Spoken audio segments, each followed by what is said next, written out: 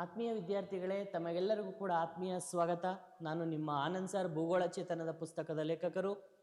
ಆತ್ಮೀಯ ವಿದ್ಯಾರ್ಥಿಗಳೇ, ದಿನಾಂಕ 21/12/2025 ನಡೆದಂಥ ಈ ವಿಶೇಷವಾಗಿ ಕಲ್ಯಾಣ ಕರ್ನಾಟಕದಲ್ಲಿ ನಡೆದಂಥ ಕೆಇಗೆ ಸಂಬಂಧಪಟ್ಟಂಥ 708 ಹುದ್ದೆಗಳಿಗೆ ಏನು ಎಕ್ಸಾಮ್ ನಡೀತು, ಅದರಲ್ಲಿ ಭೂಗೋಳದಿಂದ ಅತಿ ಪ್ರಮುಖವಾಗಿ 7ರಿಂದ 8 ಕ್ವಶನ್ಸ್ಗಳನ್ನು ಕೇಳಲಾಗಿತ್ತು.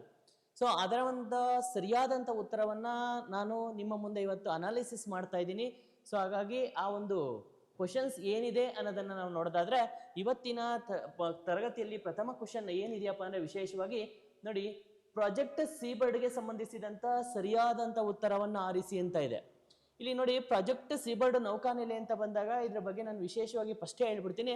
ಪ್ರಾಜೆಕ್ಟ್ ಸೀಬರ್ಡ್ ನೌಕಾನೆಲೆ ಇರೋದೆಲ್ಲಪ್ಪ ಅಂದರೆ ನಮ್ಮ ಕರ್ನಾಟಕ ರಾಜ್ಯದಲ್ಲಿದೆ, ನಮ್ಮ ಕರ್ನಾಟಕದ ಕರಾವಳಿಯಲ್ಲಿದೆ. ಅದು ಅತಿ ಪ್ರಮುಖವಾಗಿ ಉತ್ತರ ಕನ್ನಡ ಜಿಲ್ಲೆಯಲ್ಲಿದೆ.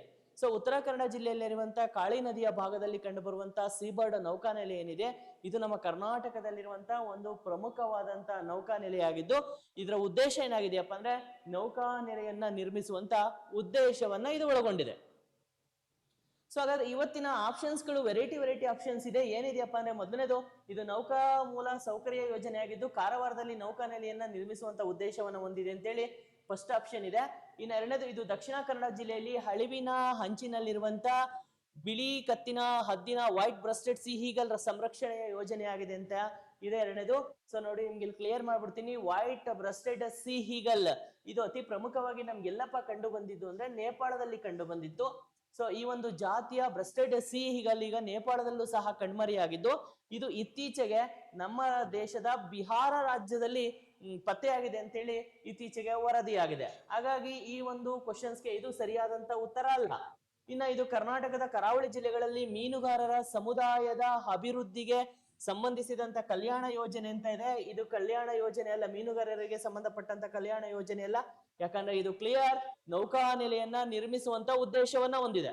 ಇನ್ನ ಡಿ, ಇದು ಕರ್ನಾಟಕದ ಉಡುಪಿ ಜಿಲ್ಲೆಯಲ್ಲಿರುವ ಹವಳದ ದಿಬ್ಬಗಳ ಸಂರಕ್ಷಣೆಯ ಯೋಜನೆ ಆಗಿದೆ ಅಂತ ಹೇಳಿದ್ರೆ, ಸೊ ಹಾಗಾಗಿ ಇಲ್ಲ. ಹಾಗಾಗಿ ನೋಡಿ, ಸೊ ಇಲ್ಲಿ ಬಿ ತಪ್ಪು, ಸಿ ತಪ್ಪು, ಡಿ ತಪ್ಪು. ಹಾಗಾದ್ರೆ ಈ ಒಂದು ಕ್ವಶನ್ಗೆ ಸರಿಯಾದಂತ ಉತ್ತರ ಯಾವ್ದಪ್ಪ ಅಂದ್ರೆ ಎ ಅನ್ನೋದು ಸರಿಯಾದಂತ ಉತ್ತರ.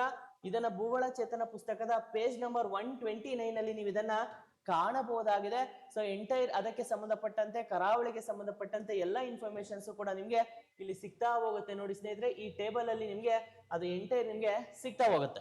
ಹಾಗಾಗಿ ಇವತ್ತಿನ ಆ ಪ್ರಥಮ ಕ್ವಶನ್ಸಿಗೆ ಸರಿಯಾದಂತ ಉತ್ತರ ಎ ಮಾತ್ರ ಸರಿಯಾಗಿದೆ ಅಂತೇಳಿ.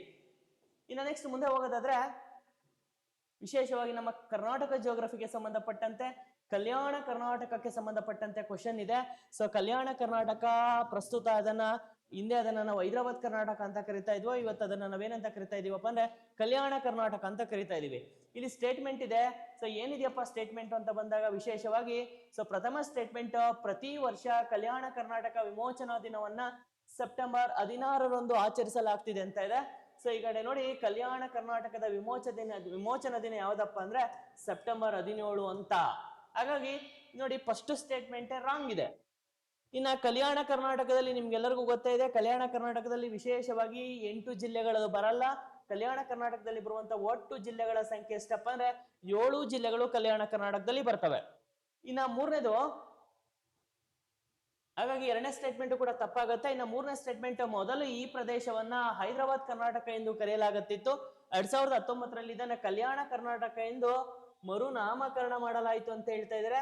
ಸೊ ಹಾಗಾಗಿ ನೋಡಿ, ಸಿ ಮಾತ್ರ ಇದರಲ್ಲಿ ಸ್ಟೇಟ್ಮೆಂಟ್ ಸರಿಯಾಗಿದೆ. ಎ ಮತ್ತು ಬಿ ಎರಡೂ ಕೂಡ ತಪ್ಪಾಗಿದೆ. ಸೊ ಈ ಒಂದು ಸೆಕೆಂಡ್ ಕ್ವಶನ್ ಏನಿದೆ, ಈ ಕ್ವಶನ್ಗೆ ಸರಿಯಾದಂತ ಉತ್ತರ ಕೇವಲ ಸಿ ಮಾತ್ರ ಸರಿ. ಕೇವಲ ಸಿ ಮಾತ್ರ ಸರಿ ಅಂತ ಹೇಳ್ತೀವಿ. ಸೊ ಇದನ್ನು ಕೂಡ ಭೂಗೋಳ ಚೇತನ ಪುಸ್ತಕದ ಪೇಜ್ ನಂಬರ್ 347ರಲ್ಲಿ ನೀವು ಕಾಣಬಹುದಾಗಿದೆ. ಸೊ ಎಂಟೈರ್ ಹೈದರಾಬಾದ್ ಕರ್ನಾಟಕದ ವಿಶೇಷ ಸ್ಥಾನಮಾನ ಹೈದರಾಬಾದ್ ಕರ್ನಾಟಕ ಅಂತ ಯಾವತ್ ಘೋಷಣೆ ಮಾಡಿದ್ರು, ಸೊ ಯಾವತ್ ಅದನ್ನ ಕಲ್ಯಾಣ ಕರ್ನಾಟಕ ಅಂತ ಘೋಷಣೆ ಮಾಡಿದ್ರು, ಯಾವ ಆಯೋಗ ಬಂತು, ಸೊ ಯಾವ ತಿದ್ದುಪಡಿ ಬಂತು, ಯಾವ ಆರ್ಟಿಕಲ್ ಬಂತು, ಎಲ್ಲವನ್ನು ಸಹ ಇಲ್ಲಿ ನೋಡಿ ಮೆನ್ಷನ್ ಮಾಡಲಾಗಿದೆ. ಸೊ ಹಾಗಾಗಿ ಈ ಭಾಗದಲ್ಲಿ ಅದರ ಹೆಚ್ಚು ಇನ್ಫಾರ್ಮೇಶನ್ ನಿಮ್ಗೆ ಸಿಗುತ್ತೆ ಸ್ನೇಹಿತರೆ. ಇನ್ನ ಮುಂದುವರೆದು ಮುಂದಿನ ಕ್ವಶನ್ಸ್ ಯಾವುದು ಅಂತ ನೋಡೋದಾದ್ರೆ, ಇಲ್ಲಿ ಮ್ಯಾಚ್ ದ ಫಾಲೋಯಿಂಗ್ ಅಂತ ಇದೆ. ಸೊ ಇಲ್ಲಿ ವಿಶೇಷವಾಗಿ ಬೇಸಾಯಕ್ಕೆ ಸಂಬಂಧಪಟ್ಟಂತ ಇನ್ಫಾರ್ಮೇಶನ್ಸ್ ಇದೆ. ಸೊ ಹಾಗಾದ್ರೆ ಬೇಸಾಯದಲ್ಲಿ ವಿಶೇಷವಾಗಿ ನಾವು ಜೀವನಾಧಾರ ಬೇಸಾಯ ಅಂದ್ರೆ ಏನು ಅಂತ ನಿಮಗೆ ತಿಳ್ಕೊಳ್ಳೋ ವಿಚಾರ ಆಗೋದಾದ್ರೆ ಇಲ್ಲಿ ಜೀವನಾಧಾರ ಬೇಸಾಯ ಏನಪ್ಪಾ ಅಂದ್ರೆ ಜೀವನಕ್ಕೆ ಆಧಾರವಾಗಿ ಮಾಡುವಂತ ಬೇಸಾಯವನ್ನೇ ನಾವು ಜೀವನಾಧಾರ ಬೇಸಾಯ ಅಂತ ಕರಿತೀವಿ. ಈ ಜೀವನಾಧಾರ ಬೇಸಾಯದಲ್ಲಿ ಒಂದು ಬೇಸಾಯದ ವಿಧಾನ ಬರುತ್ತೆ, ಸಬ್ ಟಾಪಿಕ್, ಅದು ಸ್ಥಳಾಂತರ ಬೇಸಾಯ ಅಥವಾ ಅದನ್ನ ವರ್ಗಾವಣೆ ಬೇಸಾಯ ಅಂತ ಕರಿತೀವಿ. ಸ್ಥಳಾಂತರ ಅಥವಾ ವರ್ಗಾವಣೆ ಬೇಸಾಯ ಅಂದ್ರೆ ಈ ಬುಡಕಟ್ಟು ಜನಾಂಗದವ್ರು ಏನಿದ್ರೆ ಒಂದು ಭಾಗದಲ್ಲಿ ಅಥವಾ ಗುಡ್ಡಗಾಡು ಜನಾಂಗದವರು ಒಂದು ಭಾಗದಲ್ಲಿ ಬೇಸಾಯವನ್ನ ಮಾಡ್ತಾ ಇರ್ತಾರೆ. ಆ ಭಾಗದಲ್ಲಿ ಕೆಲವು ಕಾರಣಗಳಿಂದ ಆ ಭಾಗದಲ್ಲಿ ಆ ಭೂಮಿ ಬಂಜರಾದಾಗ ಅವ್ರೇನಪ್ಪ ಮಾಡ್ತಾರೆ ಅಂದ್ರೆ ಒಂದು ಜಾಗದಿಂದ ಮತ್ತೊಂದು ಜಾಗಕ್ಕೆ ವರ್ಗಾವಣೆ ಹೊಂದ್ತಾರೆ. ಸೊ ಆ ಸಂದರ್ಭದಲ್ಲಿ ಅದಕ್ಕೆ ಆ ಕಾರಣಕ್ಕೋಸ್ಕರ ಅದನ್ನ ವರ್ಗಾವಣೆ ಬೇಸಾಯ ಅಂತ ಕರಿತೀವಿ. ಈ ವರ್ಗಾವಣೆ ಬೇಸಾಯವನ್ನ ಪ್ರಪಂಚದ ವಿವಿಧ ದೇಶಗಳಲ್ಲಿ ಅದನ್ನ ವಿವಿಧ ಹೆಸರುಗಳಿಂದ ಕರಿತಾ ಹೋಗ್ತೀವಿ. ಸೊ ಇದರಲ್ಲಿ ನೋಡಿ ಪಟ್ಟಿ 1 ಪಟ್ಟಿ 2 ಅಂತ ಇದೆ. ಸೊ ಹಾಗಾದ್ರೆ ಇಲ್ಲಿ ಪಟ್ಟಿ 1 ಏನಿದೆ, ಲಡಾಂಗ್ ಅಂತವಂತ ಒಂದು ಜೀವನಾಧಾರ ಕೃಷಿ ಬೇಸಾಯವನ್ನ ಯಾವ ದೇಶದಲ್ಲಿ ಕರೀತಾರೆ, ಆ ರೀತಿಯಾಗಿ ಯಾವ ದೇಶದಲ್ಲಿ ಅದನ್ನ ಉಚ್ಚಾರ ಮಾಡ್ತಾರಪ್ಪ ಅಂದ್ರೆ ನೋಡಿ ಲಡಾಂಗ್ ಅಂತ ಬಂದಾಗ ವಿಶೇಷವಾಗಿ ಇದನ್ನ ಮಲೇಷ್ಯಾ ದೇಶದಲ್ಲಿ ಲಡಾಂಗ್ ಬೇಸಾಯ ಅಂತ ಕರೀತಾರೆ. ಇನ್ನ ಬಿ ತಾಮ್ರೈ ಅಂತ ಇದೆ. ಈ ತಾಮ್ರೈ ಅಂತೇಳಿ ಯಾವ ದೇಶದಲ್ಲಿ ಕರೀತಾರಪ್ಪ ಅಂದ್ರೆ ಥಾಯ್ಲ್ಯಾಂಡ್ ದೇಶದಲ್ಲಿ ತಾಮ್ರೈ ಅಂತ ಕರೀತಾರೆ. ಇನ್ನ ಪೋಡಾ ಎನ್ನುವಂತ ಹೆಸರಿನೊಂದಿಗೆ ಭಾರತದವ್ರು ಕರೀತಾರೆ. ಚೆನಾ ಅಂತೇಳಿ ಶ್ರೀಲಂಕಾದವ್ರು ಕರೀತಾರೆ. ನೋಡಿ ನಿಮ್ಗೆ ಅಲ್ಲಿ ಮ್ಯಾಚ್ ಮಾಡಿದೀನಿ.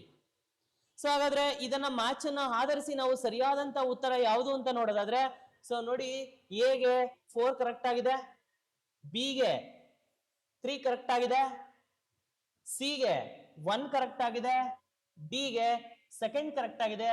ಹಾಗಾಗಿ ಸರಿಯಾದಂತ ಉತ್ತರ ಯಾವ್ದಪ್ಪ ಅಂದ್ರೆ ಇದು ಸರಿಯಾದಂತ ಉತ್ತರ ಅಂತೇಳಿ ಚಾಯ್ಸ್ ಮಾಡ್ತೀವಿ ಸ್ನೇಹಿತರೆ. ನೆಕ್ಸ್ಟ್ ಮುಂದಿನ ಕ್ವಶನ್ಸ್ ಅನ್ನ ನಾವು ನೋಡೋದಾದ್ರೆ ಇದನ್ನು ಸಹ ಭೂಗೋಳ ಚೇತನ ಪುಸ್ತಕದ 188ನೇ ಪೇಜ್ ಅಲ್ಲಿ ನೀಡಲಾಗಿದೆ. ಎಂಟೈರ್ ಏನು ವಿಶೇಷವಾದಂತ ಪ್ರಪಂಚದ ವಿವಿಧ ದೇಶಗಳಲ್ಲಿ ವಿವಿಧ ಹೆಸರುಗಳಿಂದ ಏನ್ ಕರಿತೀವಿ, ನಮ್ಮ ಭಾರತ ದೇಶಗಳಲ್ಲಿ ವಿವಿಧ ರಾಜ್ಯಗಳಲ್ಲಿ ವಿವಿಧ ಹೆಸರುಗಳಿಂದ ನಾವು ಏನ್ ಕರಿತಾ ಹೋಗ್ತೀವಿ, ಎಲ್ಲಾ ಪಟ್ಟಿಯನ್ನು ಕೂಡ ಮುಂದುವರೆದಂತ ಪುಟಗಳಲ್ಲಿ ನೀಡಲಾಗಿದೆ. ಸೊ ಹಾಗಾಗಿ ನೋಡಿ ನಿಮ್ಗೆ ವಿಶೇಷವಾಗಿ ಈ ಪುಸ್ತಕದಲ್ಲಿ ಬಂದಿರುವಂತ ಇನ್ಫಾರ್ಮೇಶನ್ಸ್ ಅನ್ನ ನಾನು ಹೇಳ್ತಾ ಇದ್ದೀನಿ. ಇನ್ನು ನೆಕ್ಸ್ಟ್ ಮುಂದುವರೆದು ನಾವು ಮಾತಾಡೋದಾದ್ರೆ ಮುಂದಿನ ಕ್ವಶನ್ಸ್ ಬಗ್ಗೆ ನಾವು ಮಾತಾಡೋದಾದ್ರೆ ಸ್ನೇಹಿತರೆ ಇಲ್ಲಿ ವಿಶೇಷವಾಗಿದೆ. ಇದಂತೂ ಬಹಳ ವಿಶೇಷವಾದಂತ ಕ್ವಶನ್, ಎಂಟೈರ್ ಕೆಇ ಎಕ್ಸಾಮ್ ನಲ್ಲೇ ಇದೇ ಬಹಳ ವಿಶೇಷವಾದಂತ ಕ್ವಶನ್ಸ್. ಯಾಕಪ್ಪ ಅಂದ್ರೆ ಭಾರತದ ವಿವಿಧ ರಾಜ್ಯಗಳ ರಾಜಧಾನಿಗಳ ಸ್ಥಾನವನ್ನ ಗಮನದಲ್ಲಿಟ್ಟುಕೊಂಡು ಪೂರ್ವದಿಂದ ಪಶ್ಚಿಮಕ್ಕೆ ಅವುಗಳ ಅನುಕ್ರಮವನ್ನ ಗುರುತಿಸಿ ಅಂತೇಳಿ ಇದು ಎಂಟೈರ್ ಆಗಿ ಯಾವ ಬೇಸ್ಡ್ ಆಗಿ ಕ್ವಶನ್ ಆಗಿದೆಯಪ್ಪ ಅಂದ್ರೆ ರೇಖಾಂಶಿಕ ಸ್ಥಾನಮಾನದ ಮೇಲೆ ಕ್ವಶನ್ ಆಗಿದೆ. ಸೊ ಅದನ್ನು ಸಹ ನೋಡಿ ನಿಮ್ಗೆ ವಿಶೇಷವಾಗಿ ನೆಕ್ಸ್ಟ್ ಪೇಜ್ ಅಲ್ಲಿ ಮ್ಯಾಪ್ ಇದೆ, ಮ್ಯಾಪ್ ಪ್ರಕಾರ ತೋರಿಸ್ತೀನಿ. ಅದರಂತೆ ಇದನ್ನ ಕ್ವಶನ್ ಆಪ್ಷನ್ ಏನಿದೆ ಅಂದ್ರೆ ಹೈದರಾಬಾದ್, ಭುವನೇಶ್ವರ, ಕೋಲ್ಕತ್ತಾ, ಚೆನ್ನೈ, ಚೆನ್ನೈ, ಹೈದರಾಬಾದ್, ಭುವನೇಶ್ವರ, ಕೋಲ್ಕತ್ತಾ, ಕೋಲ್ಕತ್ತಾ, ಭುವನೇಶ್ವರ, ಚೆನ್ನೈ, ಹೈದರಾಬಾದ್, ಭುವನೇಶ್ವರ, ಕೋಲ್ಕತ್ತಾ, ಹೈದರಾಬಾದ್, ಚೆನ್ನೈ. ಸೇಮ್ 4 ಆಪ್ಷನ್ ಅಲ್ಲೂ ಸೇಮೇ ಇದೆ. ಆದರೆ ಇಲ್ಲಿರುವಂತಹ ಕ್ವಶನ್ ಪೂರ್ವದಿಂದ ಪಶ್ಚಿಮಕ್ಕೆ ಕ್ರಮವಾಗಿ ಗುರುತಿಸಿ ಅಂತೇಳಿ ಇದನ್ನ ಅಕಾರ್ಡಿಂಗ್ ಟು ಮ್ಯಾಪೇ ಮಾಡ್ಬೇಕಾಗತ್ತೆ, ಅಕಾರ್ಡಿಂಗ್ ಟು ರೇಖಾಂಶಿಕವಾಗಿನೇ ನಾವು ಇದನ್ನು ನೋಡ್ಬೇಕಾಗತ್ತೆ. ಸೊ ಇದನ್ನು ಸಹ ಭೂಗೋಳ ಚೇತನದ ಪೇಜ್ ನಂಬರ್ 97ರಲ್ಲಿ ಒಂದು ಮ್ಯಾಪ್ ಅನ್ನು ನೀಡಲಾಗಿದೆ ಸ್ನೇಹಿತರೆ.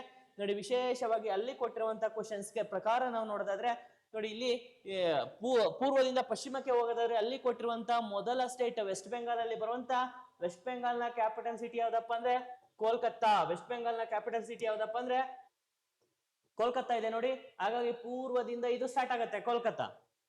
ಸೊ ಇದಾದ್ಮೇಲೆ ನೀವು ಹಂಗೆ ನೋಡ್ತಾ ಬಂದಾಗ ಒಡಿಸ್ಸಾದ ಕ್ಯಾಪಿಟಲ್ ಸಿಟಿ ಸಿಗತ್ತೆ.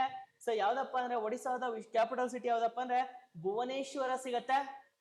ಸೊ ಅದಾದ್ಮೇಲೆ ಮುಂದಕ್ಕೆ ನಾವು ನೋಡೋದಾದ್ರೆ ನೋಡಿ ಈ ಭಾಗದಲ್ಲಿ ಕಾಣ್ತಾ ಇದೆ ಚೆನ್ನೈ, ಚೆನ್ನೈ ಕಾಣ್ತಾ ಇದೆ.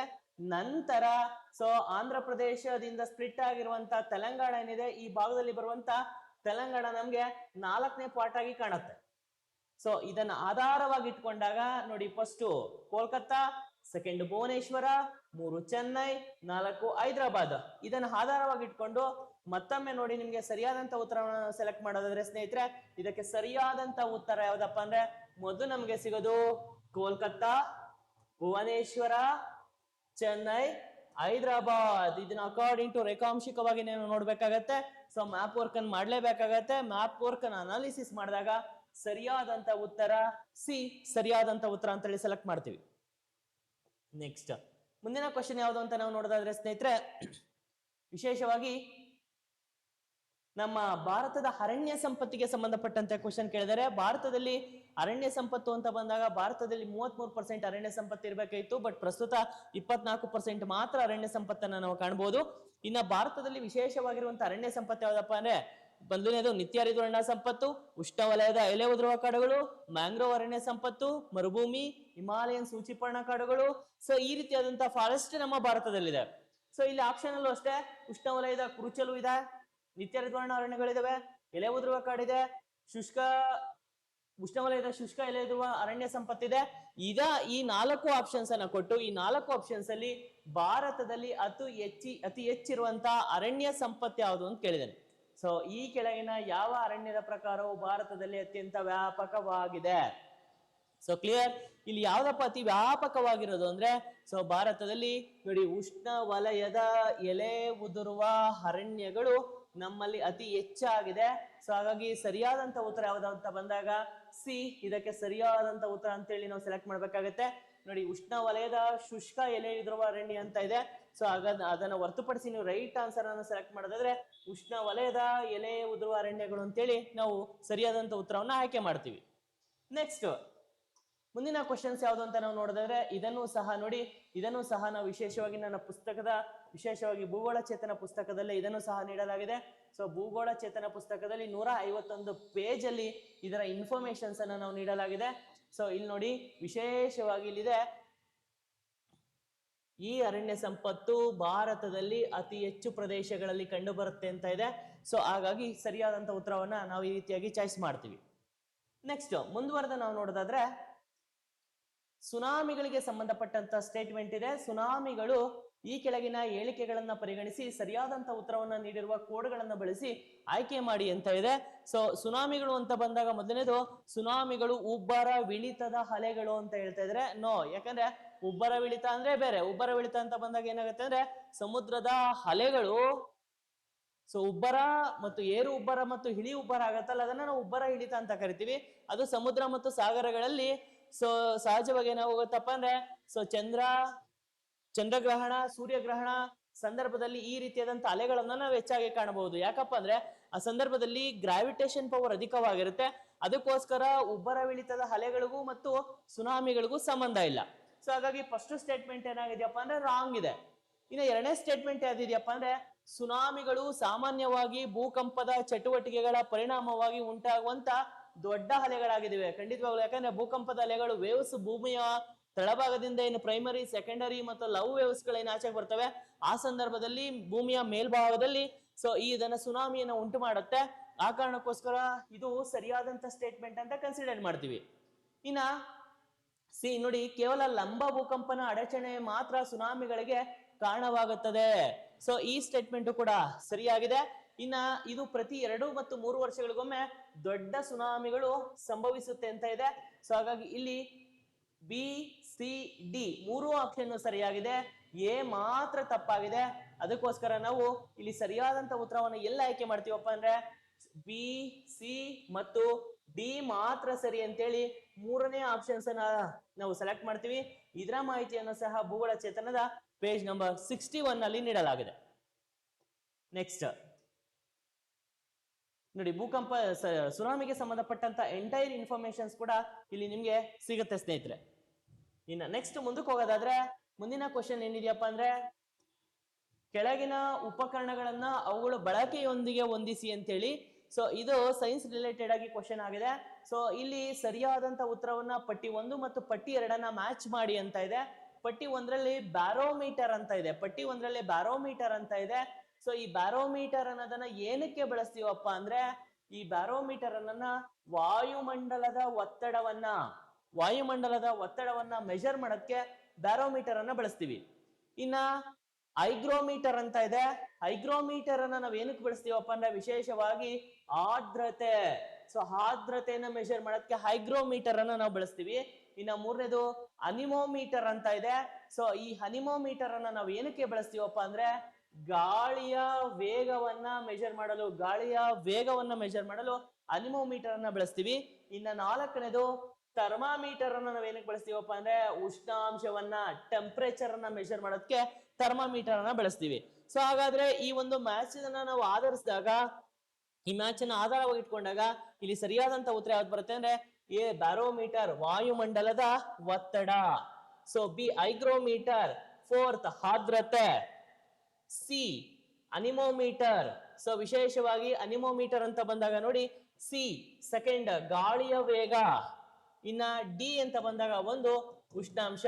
ಹಾಗಾಗಿ ಸರಿಯಾದಂತ ಉತ್ತರ ಯಾವುದು ಅಂತ ನಾವು ಸೆಲೆಕ್ಟ್ ಮಾಡ್ತೀವಪ್ಪ ಅಂದ್ರೆ ಆಪ್ಷನ್ 3 ನ ಸೆಲೆಕ್ಟ್ ಮಾಡ್ತೀವಿ. ಸೊ ಹಾಗಾಗಿ ಇದು ಮ್ಯಾಚ್, ಇದು ಸರಿಯಾದಂತ ಉತ್ತರ. ಸೊ ಹಾಗಾಗಿ 3 ಸರಿಯಾದಂತ ಉತ್ತರ ಅಂತೇಳಿ ಕನ್ಸಿಡರ್ ಮಾಡ್ತೀವಿ. ನೆಕ್ಸ್ಟ್ ಮುಂದಕ್ಕೆ ಹೋಗೋದಾದ್ರೆ, ಸೊ ಇದನ್ನು ಅಷ್ಟೇ ಪ್ರಮುಖ ಸಾಧನಗಳು ಮತ್ತು ಅಳೆಯುವ ಮಾಪಕಗಳನ್ನ ಇಲ್ಲಿ ಕೊಟ್ಟಿದೀವಿ. ಸೊ ಇಲ್ಲಿ ನಿಮ್ಗೆ ಭೂಗೋಳ ಚೇತನ ಪುಸ್ತಕದಲ್ಲಿ ಈ ಮಾಹಿತಿ ನಿಮ್ಗೆ ಸಿಗುತ್ತೆ ಸ್ನೇಹಿತರೆ. ಇನ್ನು ನೆಕ್ಸ್ಟ್ ವಿಶೇಷವಾಗಿ ವನ್ಯಜೀವಿ ಧಾಮಗಳಿಗೆ ಸಂಬಂಧಪಟ್ಟಂತ ಅತಿ ಪ್ರಮುಖವಾದಂತಹ ಅಪ್ಡೇಟ್ ಅಲ್ಲಿರುವಂತ ಇತ್ತೀಚೆಗೆ ಅಪ್ಡೇಟ್ ಆಗಿರುವಂತ ಕ್ವಶನ್ಸ್ ಅನ್ನ ಕೇಳಿದರೆ. ಏನಿದೆಯಪ್ಪ ಕ್ವಶನ್ ಅಂದ್ರೆ ಸಂರಕ್ಷಿತ ಪ್ರದೇಶದ ಹೆಸರು ಮತ್ತು ವಿಧ.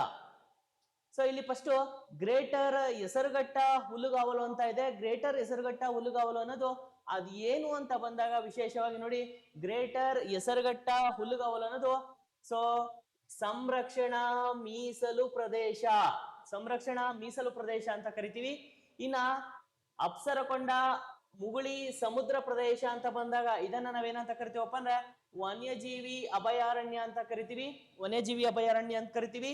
ಇನ್ನ ಕೊಕ್ಕರೆಬೆಳ್ಳೂರು ಏನಿದೆ, ಸೊ ವಿಶೇಷವಾಗಿ ಕೊಕ್ಕರೆಬೆಳ್ಳೂರು ಅಂತ ಬಂದಾಗ ಇದನ್ನ ನಾವೇನಂತ ಕರಿತೀವಪ್ಪ ಅಂದ್ರೆ ಸಮುದಾಯ ಮೀಸಲು ಭವನ ಅಂತ ಕರಿತೀವಿ. ಸೊ ನೋಡಿ ಸಮುದಾಯ ಮೀಸಲು ಭವನ ಅಂತ ಕರಿತೀವಿ. ಇನ್ನ ಅಂಶಿ ಬಂದಾಗ ಸಹಜವಾಗಿ ಇದನ್ನ ನ್ಯಾಷನಲ್ ಪಾರ್ಕ್ ರಾಷ್ಟ್ರೀಯ ಉದ್ಯಾನವನ ಅಂತ ಕರಿತೀವಿ. ಇನ್ನ ಒಗ್ರೇಕನ್ ಏನು ಅಂತ ಬಂದಾಗ ಅದೊಂದು ಜೀವ ವೈವಿಧ್ಯ ಪಾರಂಪರಿಕ ತಾಣ ಅಂತ ಕರಿತೀವಿ. ಇವೆಲ್ಲ ಅಪ್ಡೇಟ್ ವರ್ಷನ್ ಅಲ್ಲಿ ಕೇಳಿದ್ದಾರೆ.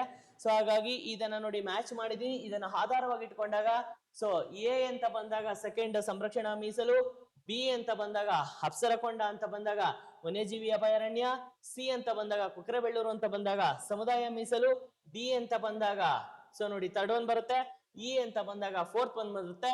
ಸೊ ಇದನ್ನ ಆಧಾರವಾಗಿ ಇಟ್ಕೊಂಡಾಗ ಇಲ್ಲಿ 3ನೇ ಆಪ್ಷನ್ ಸರಿಯಾಗಿದೆ ಸ್ನೇಹಿತರೆ.